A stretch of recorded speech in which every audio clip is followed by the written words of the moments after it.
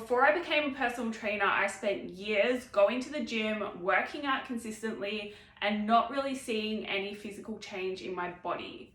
I know how it feels to be putting in the effort and getting nowhere. In this video, I want to give you 5 tips to help you start getting better results from your training, because it's going to help you actually start training properly.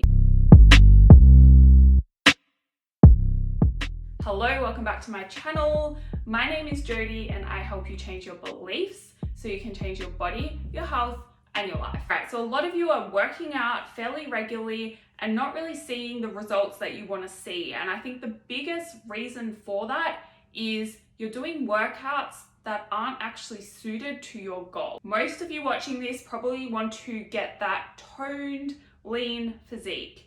And the reality is, to get that, you need to build muscle and lose body fat. Building muscle is the key in that. And a lot of you are doing workouts with the goal to move or lose body fat or for just enjoyment, but then you have this idea in your head that you're actually working out to build muscle or to get to a body that involves building muscle. My first tip, if that is you, if you want a toned, tighter, leaner body, you have to start weight training. You have to ditch the HIIT, ditch the cardio, ditch the Pilates. That is not going to help you build muscle. Anyone who does that or sells that and has your dream body already has built their muscle using other methods. Maybe they were more active in high school playing sports and stuff, so they built a lot of their muscle mass then. Maybe they've actually done weights on the side or before they got into HIIT training.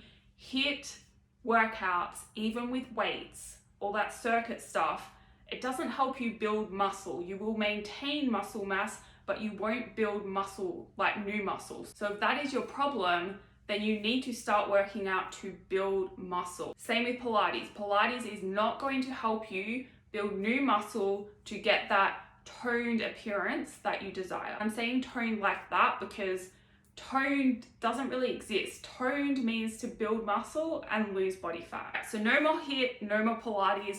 Follow a structured weight training program. And structured is key. It has to be a periodized program. You can't just string together a few exercises and expect to get results. There's such a science to program design. I have spent thousands of dollars learning it. So I recommend, if you don't want to get a coach or if you don't want to buy a program yourself from someone that has studied program design, then you're going to have to do a program design course or do a lot of research online to learn how to do it yourself. So then within that program, this is tip number 2, you must be using tempo and controlling the weight. You shouldn't let the weight control you. So this is especially important when you are lowering the weight down. You want to make sure you are taking it slow. It doesn't have to be snail pace unless your program indicates that, which sometimes it might, and that's great. But generally, even if you're using a fast tempo, you still want to make sure you can control the weight and it's not controlling you. If you haven't been training with tempo, then I highly recommend you start using it, because it's going to make a massive difference to the results that you get long term from your training. Okay, so tip number 3 is make sure that you are performing reps that actually count. So when you go into the gym and start your workout, you want to make sure that you're not just counting reps. You want to make sure all the reps count. What I mean by that is picking up just any set of dumbbells and going through the motions, not really putting any effort in. Like, yes, it might feel a bit hard, but if you get to the end of the set and you feel like you could do 3+ more reps, then you haven't pushed yourself hard enough. You need to go heavier and you need to start again, because that set doesn't count. By the end of the set, those last 2 reps of your set should be very challenging. Like, your speed of contraction should start to slow down. It should start to feel a bit more like a struggle. That is when you know you've got a good weight and you're pushing yourself enough, and those reps that you've performed actually count and are actually stimulating your muscles enough to get the outcome that you want. Tip number 4 is to make sure you are taking your rest time. I think it's very common, especially when you've come from a HIIT training background or doing lots of circuits, to kind of speed through a weight training program.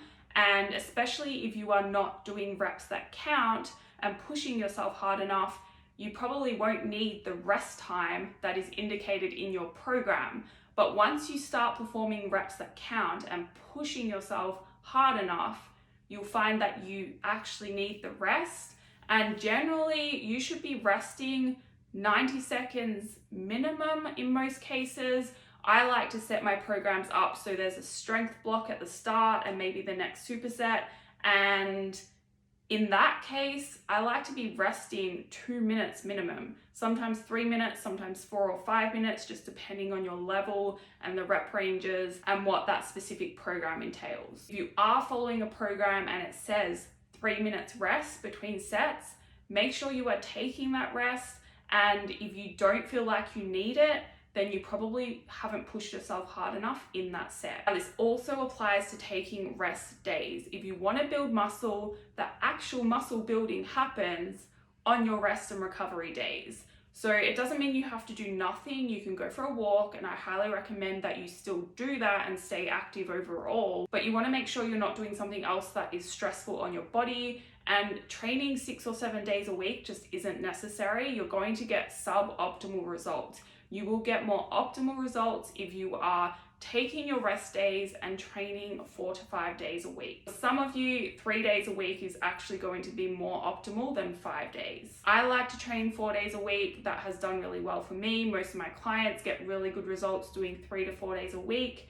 Some cases, 5 days is fine, but that's the max. I never ever write a program for 6 to 7 days a week. Tip number 5 is very straightforward.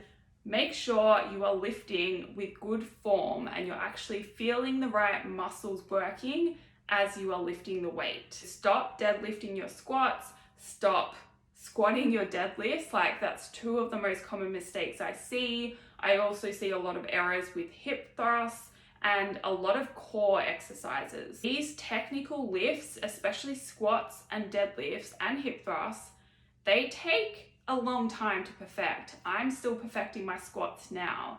And as you keep pushing the weights up, your body is going to want to start cheating again. So you really have to make sure you are filming yourself. And if you don't have a coach to check your form, then compare it to YouTube videos. Even if you can't have a coach full-time or a personal trainer full-time, having a few personal training sessions, an expert teach you how to lift and make sure they actually know what they're doing, because a lot of personal trainers unfortunately don't. Make sure they have done extra study and extra courses outside of their personal training certification. That's how you know that they're going to actually know what they're doing. Having a few sessions with a personal trainer is really going to pay off long term. Because if you're spending years lifting and working out but doing everything incorrectly, then you're not going to be getting the results that you deserve to get out of that program. That's all for this video. Thank you for watching. If you liked it, please hit the like button. If you have questions, feel free to send me an email. I put that in the description box. If you'd like to see more, please subscribe. And if that is the case, I will see you in the next video.